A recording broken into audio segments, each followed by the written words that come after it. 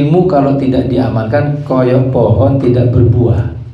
Makanya mondok itu penting, dan orang mondok itu gak harus jadi ulama, gak harus jadi kiai. Hadirin hadirat para rawuh, kita melanjutkan taklim kita di kitab Al-Hikam lil Imam Al-Haddad. Beliau mengatakan al-hikmatu thalathun, qala radhiyallahu anhu, idza ra'aita al-'alima yufidu biqaulihi duna fi'lihi fa'lam annahu naqis. Beliau Al-Imam Al-Haddad memberikan nasihat kepada kita. Yang pertama, kalau panjenengan lihat orang alim pinter ngomong gak pinter ngelakoni, nggih, ceramah Masya Allah ngomong gedabrus, nggih, kayak orang kampanye, tapi suruh ngelakoni gak ngelakoni. Apa kata beliau? Fa'lam annahu naqis, ketahuilah ulama itu kurang nopo? Kurang amalno. Karena ilmu itu tidak bisa bermanfaat kecuali diamalkan. Termasuk pengamalan ilmu niku nggih disampaikan, diceramahkan, dikhutbahkan. La eman hadirin, al ilmu bila amalin kasyajari bila thamarin. Ilmu kalau tidak diamalkan koyok pohon tidak berbuah. Bagus pohonnya cuma gak ada buahnya, la eman. Ya.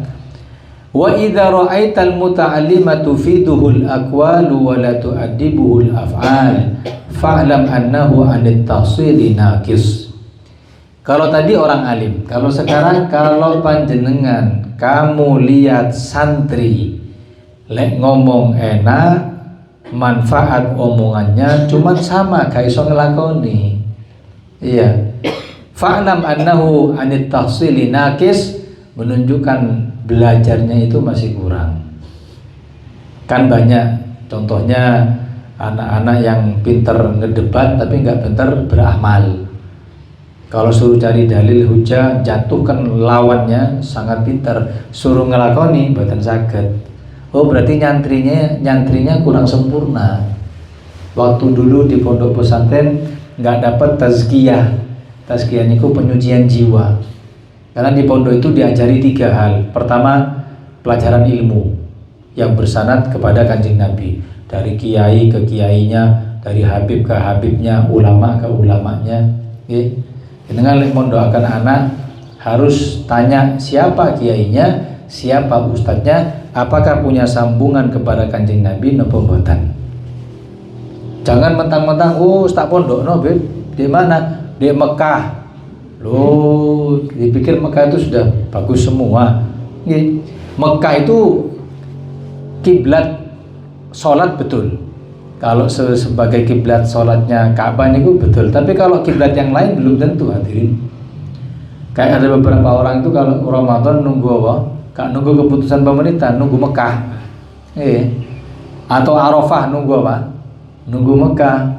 Atau Idul Fitri nunggu Mekah. Sedangkan matlaknya keluarnya hilal itu lain, beda. Bisa jadi di sana lebaran, di sini belum. Sampai ada orang itu mondokkan anaknya di Mekah, nggak tahu siapa kiainya, siapa gurunya, siapa syekhnya, yang penting mondokkan di Mekah. Wis pas ayai sekarat ditelepon kali ibu, mulia oleh bapak sudah kritis, pulang nyun sewu, penampilannya benten wisan beda. Sing awalnya kofiahan lurus saiki miring wisan. Jenggote sing gak ono lebat. Ono bekas patuk ular di sini juga, kobra. Terus ngomongi keras, gak ono sing tepak salah kabeh, sing tepak awake dhewe. Terus ketika sudah diantar ke kuburan, anak ini gak nutut ayai meninggal, tapi nutut pas pemakaman. Setelah pemakaman,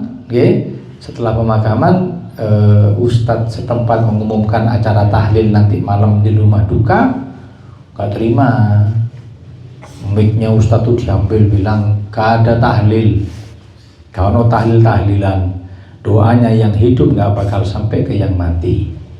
Ayo, salah guru, salah pemikiran. Lek salah pemikiran, salah ibadah. Ya. Gak usah tahlilan, saya anaknya almarhum, ahli waris aku. Nanti malam gak ada acara. Oke. Lah, akhirnya Ustadz itu bilang, Gus, gak apa-apa, gak ada tahlil, biar saya tutup sambutan saya. Diambil lagi mic-nya itu terus bilang, pun sanjangi Gus niku boten-boten tahlil, sudah tidak usah didoakan beliaunya, kita doakan di sini aja menurut keyakinan saya dan panjenengan. Ayo tunggu kabeh tunggu. Tapi doanya kewalik, ya Allah, mudah-mudahan almarhum disiksa ya Allah. Diamini Pak, amin. Mendelik Gusti. Loh kok ngomong gini? Baru mau ngomong, Ustadz ngomong, jangan khawatir Gus, doa yang hidup tidak akan sampai ke yang mati. Ya Allah, mudah-mudahan almarhum ya Allah disiksa mulai masuk ke alam kubur sampai akhirat. Amin. Tambah bingung. Gusti ya Allah, mudah-mudahan dia edel-edel dari malaikat. Gak kuat Gusti. Diambil mic-nya Ustadz terus bilang, nanti malam tahlil nggih. Lisan boleh ingkar tapi hati nggak mungkin hadirin. Ya. Kemudian, ayo kalau sekarang nggak boleh tahlil, gak ada. Di zaman Kanjeng Nabi katanya Nabi wafat gak tahlilan. Ini kan gak masuk akal. Gini, kalaupun nanti dia pulang sendiri-sendiri ke rumahnya, tidakkah dia mendoakan orang yang sudah wafat di dalam doanya? Misal orang ini gak mau tahlilan, tahlilan itu kan kirim doa. Tapi ketika sudah dia pulang, rutinitas amal ibadah, yakin aku di setiap doa yang dipanjatkan diselipkan untuk almarhum meskipun di hati ini. Ayo, aku nak tahlil loh. Kan iya. Di hatinya insyaallah sakno meninggal, dulur tonggo, wong api iku mudah-mudahan diampuni. Lah iku nak tahlil loh. Kan gitu. Cuman enggak mau yang sampai kumpul-kumpul, enggak mau. Lek segone tahlil masyaallah berkatane telu. Lah, gitu-gitu harus tahu sambungan kepada siapa. Kemudian wa idza ra'aita at-taliba yantafi'u bi aqwali syaikhihi wa la yantafi'u bi af'alihi. Kata beliau, apabila ada santri bermanfaat dengan omongan gurunya, maknanya mondoke bagus, wa la yantafi'u bi af'alihi, tapi tidak seperti gurunya. Gak melok apa jare ustadz, gak ikut bagaimana ustadznya. Lah, apakah salah muridnya? Fanzur, dilihat dulu. Fa illam tara fi af'ali syekhi ma tahsul bihil faidah falaysa bi syai'in. Kalau gurunya bukan panutan, bukan public figure, hanya bisa ngomong, gak bisa ngelakoni, maka muridnya adalah murid yang selamat.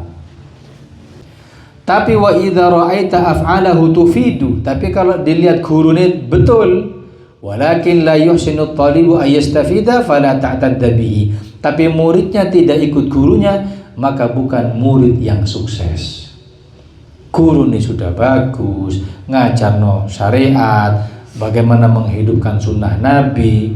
Terus murid gak melok, gimana? Berarti muridnya itu bukan murid yang sukses. Eman, buang umur di pondok. Makanya mondok itu penting. Dan orang mondok itu gak harus jadi ulama, gak harus jadi kiai. Tapi bagaimana pendidikan pondok pesantren bisa menjadi dasar dalam kehidupan panjenengan, profesi apapun bisa selamat. Lihat coro kasare ono rime, mau nyolong jangan wis takut, karena dulu dipesani sama kiai gak boleh nyolong. Itu pendidikan seperti itu kalau mulai kecil insya Allah berbekas hadirin. Kalau bahasanya kiai-kiai dulu, kenapa kok harus mondok? Agar panjenengan menjadi sosok kiai di dalam profesi panjenengan. Sama jadi dokter, jadi kiai ini dokter, dokter kiai, dokter yang betul-betul amanat. Sama jadi pejabat, jadi kiai ini pejabat. Sama jadi tukang parkir, berarti kiai ini tukang parkir ya. Sama jadi apapun, maka menjadi tokoh masyarakat yang di situ memiliki agama yang bisa menyelamatkan. Fala ta'tadda bihi, maka jangan dianggap atau murid tadi itu bukan murid yang sukses. Maka kita simpulkan ucapan beliau yang pertama, Orang yang berilmu banyak ngomong, gak banyak ngelakoni, maka ulama itu ulama yang kurang. Kedua, kalau ada orang yang nyantri, ilmunya, ngomongnya baik, tapi tidak bisa memanfaatkan, tidak bisa mengamalkan, maka juga mondoknya belum sempurna. Ketiga, kalau ada seorang santri tidak ikut gurunya, maka lihat apakah gurunya bermasalah. Kalau tidak, berarti muridnya bukan murid yang sukses. Mudah-mudahan kalau kalian panjenengan diberi oleh Allah ilmu yang manfaat. Al ilmu ma'nafa, ilmu itu yang penting manfaat. So dilakoni, misal sampean kasih fadilai siwak, dan besok dikerjakan siwak ini diamalno. Sampean misalkan sunnah ketika masuk masjid niat iktikaf, langsung diamalno, kan mudah. Jangan sih model-model sholat tahajud bengkak kakinya, ngojo kok selonjor sembujung mari.